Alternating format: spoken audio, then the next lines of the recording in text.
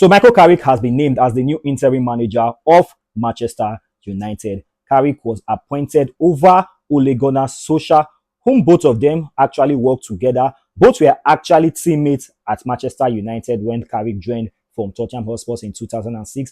And Carrick was also Ole's assistant manager from 2018 as interim manager. Then in 2019, when Ole was named as the permanent boss, Carrick was also in his backroom staff till 2021 when he was sacked in hand Kieran McKenna. Remember, it was Jose Mourinho who asked Carrick and Kieran McKenna to join him in his backroom staff after his long-time number two, Rio Ferrari, left Manchester United to pursue his own career as a full-time boss. So right now, Carrick is being favored over Ole Gunnar Solskjaer. According to the report, Carrick was more realistic, saying that, oh yeah, he would fancy his chance of steady the ship and see if he can qualify Manchester United for the Champions League. And after that, he goes this way and probably open up for a much lesser Premier League job like in the likes of Fulham, West Ham, as the case may be. Why for Ole said that, oh yeah, he is ready to come back to coach Manchester United on the interim basis, no matter the salary. He doesn't care about the salary.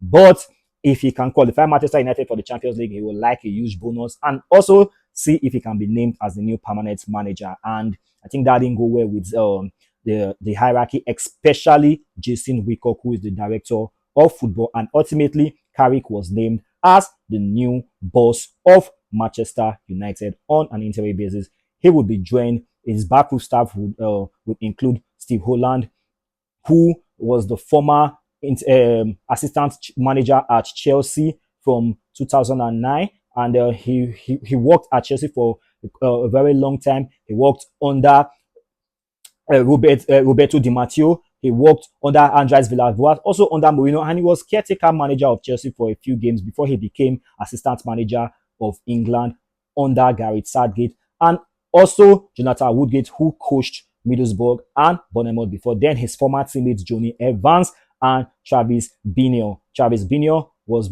Manchester United under 18 manager and also under 23 manager. So that is how his backroom staff look like. Remember, Carrick coached Manchester United for 3 games after Ole was sacked, and he didn't lose any of those games. And those games, those matches were matches against big sides that were coached actually by good managers. Villarreal in the Champions League, and then they were coached by Unai Emery. He was also in charge of the game against Chelsea, who was coached by Thomas Tuchel, and that game finished a 1-1 draw. The game against Villarreal finished in a 2-0 victory for Manchester United, and he won at Old Trafford against Arsenal, Mikel Arteta Arsenal by 3-2. So Carrick's first 2 games at Manchester United won't come easy for him this time again, because Manchester City waits in the derby at the weekend, and also Arsenal after the derby. So it's a very huge one for Michael Carrick and his backroom staff.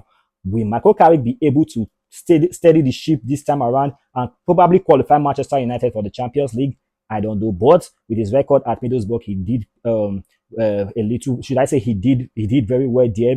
In his first season, he was able to qualify them for the Championship playoff, but he lost that in the semi-final to Coventry. And the second season, he took Middlesbrough to the EFL semi-final for the first time since 2004, where they lost start to. They won the first leg by a lone goal and lost the second leg by 6-0. So I wish Michael Carrick well, I wish his backroom staff well, and I wish Manchester United Football Club well.